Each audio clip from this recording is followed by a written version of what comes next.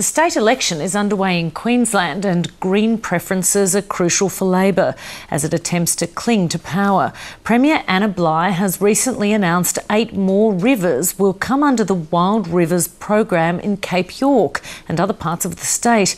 But there are claims tonight that the implementation of the Wild Rivers policy has been flawed from its inception. For its part, the Bligh government says the program will preserve the river's pristine environment. Critics say the policy is complicated and confusing, with no legal clarity on exactly what landholders on Cape York whose properties contain the wild rivers can and can't do. Lateline's Suzanne Smith prepared this special report. On the campaign trail, the Premier travelled to Pomperau on the west coast and announced 8 more rivers would be added to the already 15 declared as wild rivers. The contrast is stark. Under Labor, these rivers and this country will be protected. Under the LNP, wild rivers will be scrapped. Yes, I throw a dead fish in your general direction. The Premier tried to catch a fish. Unsuccessful though she was, it didn't matter. The locals had better luck. A great backdrop for her announcement that a Labor government would employ 50 more rangers to keep the rivers wild and pristine. The Wild River Ranger program now employs 50 people in the Cape and the Gulf. They're not only looking after these pristine river systems, they are local Indigenous people who know this country, and they're doing a great job getting rid of feral pigs, clearing weeds and making sure this beautiful country is looked after. But the reality on Queensland's biggest pastoral holding, a property that covers 900,000 hectares in Cape York and the Gulf, reveals a very different story.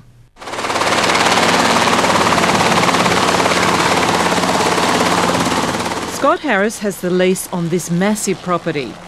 And this is the declared wild river, the Staten River. For him, the idea that 100 rangers can properly look after such large river systems is not realistic or workable. For the wild rivers to work as a policy, it relies on the local landholders like Scott Harris to do the clearing of weeds in the rivers and to make sure native vegetation is not choked with introduced vines. But Scott Harris says a lack of consultation and 6 pieces of complex legislation governing all aspects of land management have confused pastoralists about their rights and responsibilities. Just with the legislation, you are unable to do anything to control weeds, ferals, anything like that. And like to get good access to it, it's impossible. He says each declared wild river has a high preservation area 1 kilometre on each side of the river. In this area, he says, vegetation clearing is prohibited. This is rubber vine. This is brought to Australia by someone who thought it would be a lovely garden ornament. But the best part about it, it will kill this tree. So for the environmentalists out there, you're going to save the environment, this is what you're doing. This is going to destroy the environment in Northern Australia for future generations.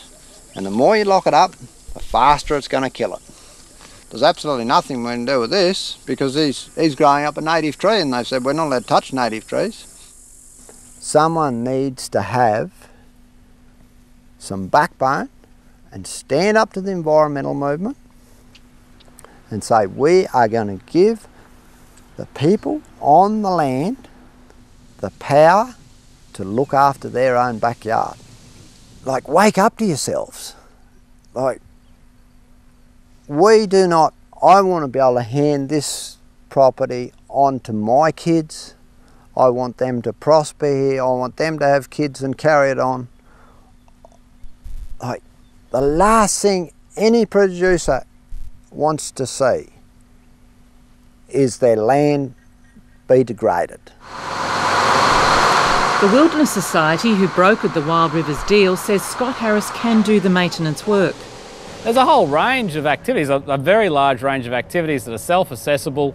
The big things that are stopped by Wild River legislation are building large-scale water impoundments, levees and dams. That is the number one.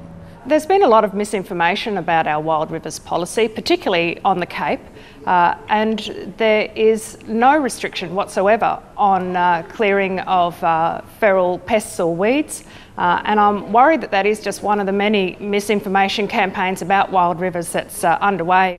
I reckon there's undoubtedly an argument for always reviewing the implementation of legislation to establish whether or not it's achieving its objectives. Elder Wilfred Gordon runs one of the most successful Indigenous tourism businesses in Queensland. It now attracts visitors from around the world. My job is to translate the rock art into a story. The art that we have on the rock are stories about animals or plants or spiritual things. But that's the rainbow serpent. Rainbow serpent is just the sun and water, and when water goes on a travel like a snake. He is concerned that too much legislation and bureaucratic control is hurting Indigenous people's chances to become self-sufficient. If you're going to lock up a place where people have their livelihood, and if you don't consult them properly, then it will impact onto the livelihood. Now, if we don't have any opportunities up here, do they want Cape Yorkers to go down to the city and find jobs in the city? The question is, are we going to keep our young people here? He says young people want other opportunities, not just to be rangers. We've got modern technology on our fingertips, and we do have all of these things. And if we don't move forward, then our children will miss out on the opportunities for getting themselves a good job. And if we don't have that, we'll be still in poverty all the time. The only question I got for Wilderness Society, how many of them are living in North Queensland? How many of them? Are they living in towns and places where they can have good health services and stuff like that? How many of those people live in North Queensland? While there is support for the Wild Rivers policy in Cape York, many of the detractors live in the most important zones where the declared rivers are situated. They have been meeting in the past few months and they want a regional solution. The major issues are declaring things like wild rivers World Heritage without actually talking to the people on the ground that have got the local knowledge of what works and what doesn't work. Scott Harris and his family have for the last 5 years employed a solicitor to clarify their rights. Another 100 miles, it runs out into the Gulf. But it does. Just wasted, absolutely wasted. A government review of the Wild Rivers legislation is waiting to be released, but the Queensland government wants to wait until after the election. Suzanne Smith, Lateline.